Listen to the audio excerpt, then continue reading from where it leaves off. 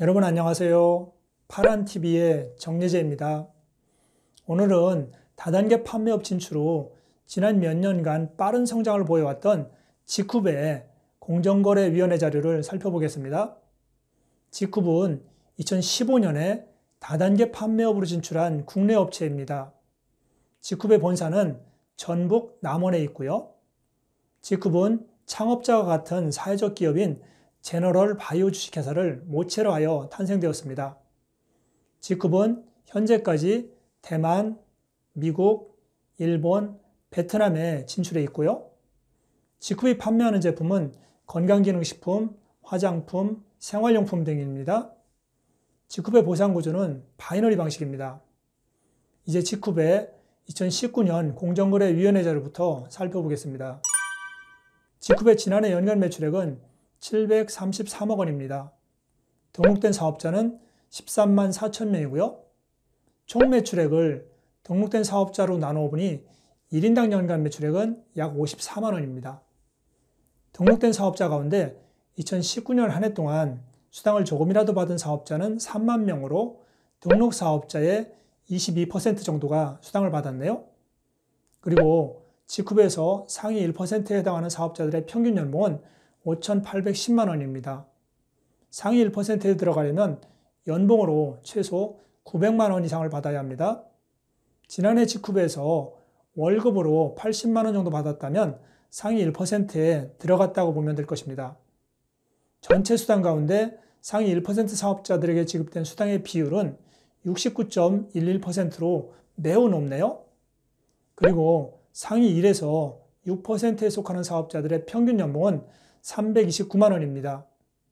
상위 6% 사업자들이 받아간 수당의 비율은 전체의 88.77%이고요. 한편 직후에서 2019년에 연봉으로 1억 원 이상을 받은 사업자는 총 33명입니다. 이제 직후의 2015년부터 2019년도까지 공정거래위원회 자료를 비교해 볼게요. 직후이 다단계 판매업으로 진출한 것은 2015년이라고 말씀드렸습니다.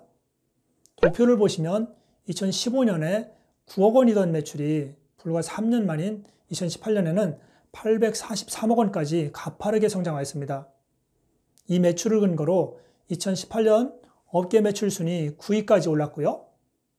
그러나 2019년에 매출이 733억 원으로 크게 감소하였네요.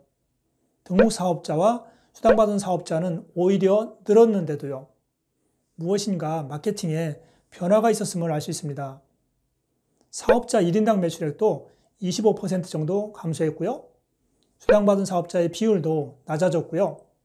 상위 1% 사업자들의 연봉도 감소했습니다.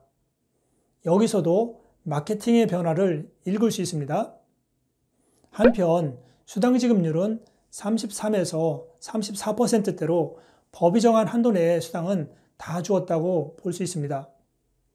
그런데 수당의 상위 편중률은 거의 일정하게 매우 높은 편입니다.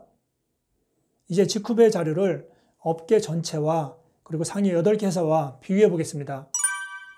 직후배 사업자 1인당 연간 매출액은 50만 원대로 높지 않은 편입니다. 사업자들의 부담이 크지 않다는 것을 의미합니다. 수당받은 사업자의 비율은 업계와 상위 8개 회사의 평균의 중간 정도로 적당한 수준이라 볼 수 있고요. 그리고 상위 사업자들의 평균 연봉은 업계나 상위 8개 회사보다 적은 것으로 나타납니다. 특히 상위 1에서 6%에 해당하는 사업자들의 평균 연봉이 많이 적네요. 수당의 상위 편중률까지 고려하면 직후의 수당 분배가 일반적이지 않다는 것을 알 수 있고요. 상위 1%에 해당하는 사업자들이 받은 수당은 전체 수당의 69.11%로 매우 높은데요. 업계 130개 회사 가운데 봄코리아 다음으로 높은 수치입니다. 참고로 봄코리아의 상위 1% 수당 편중률은 89.38%입니다. 직후의 경우도 봄코리아처럼 수당이 상위 1% 사업자들에게 너무 편중되어 있다는 것을 알 수 있습니다. 그리고 상위 6% 사업자들의 수당 편중률은 88.77%로 이것도 업계나 상위 8개 회사 평균보다 높은 상태입니다. 다만 여기에서 상위 1% 수당 편중률 69.11%를 제하고 나면 상위 1에서 6% 사업자들이 받아간 수당은 전체 수당의 19.66%에 불과합니다. 이것은 업계나 상위 8개사 평균 수치인 26%보다 많이 작은 수치입니다. 이 구간에 있는 사업자들이 다른 회사에 비해 적은 수당을 받고 있다는 것을 의미합니다.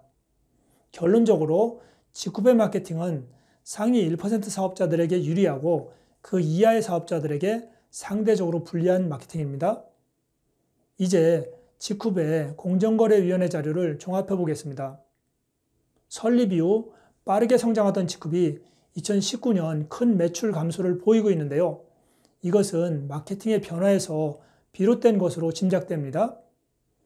직후배 수당이 상위 1% 사업자들에게 쏠려 있다는 점은 수당의 공평한 분배라는 차원에서 검토되어야 할 부분이라고 생각됩니다. 직후배 매출이 2020년도에도 감소하고 있다는 소식이 들려옵니다. 직후비 당면한 문제를 잘 보완해서 전처럼 다시 성장해 가기를 응원합니다. 이제 다음 시간에는 NR 커뮤니케이션의 공정거래위원회 자료를 살펴보겠습니다. 다음 시간에 뵐게요. 오늘도 발언합시다.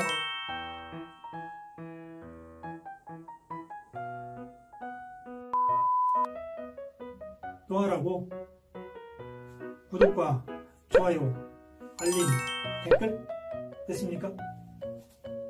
여러분 부탁드립니다.